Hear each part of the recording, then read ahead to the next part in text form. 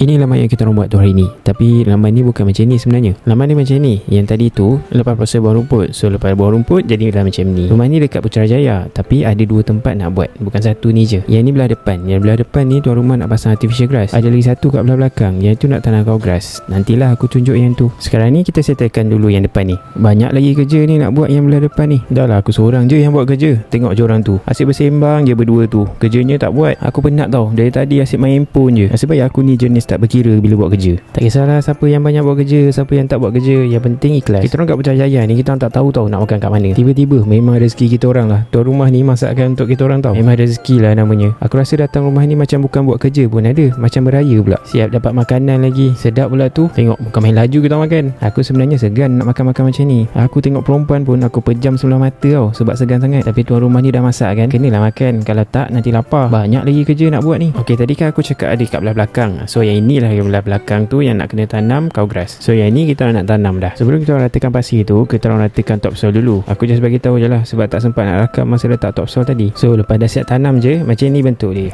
Cantik kan? Siapa cakap cow grass tak cantik? Bagi aku cow grass ni cantik je. Lagi cantik bila ada goal. Boleh main bola kat sini. So dah siap dah yang belah belakang ni. Aku tunjuk yang belah depan pula. Yang belah depan ni macam aku cakap tadi, pakai artificial grass. Rumah ni pakai rumput 40mm. So dia nampak tebal sikit. Pijak pun best sebab dia tebal kan. Apa pun aku rasa buat rumah ni memang best. Tuan rumah pun baik, dapat makan lagi. Murah rezeki tuan rumah ni.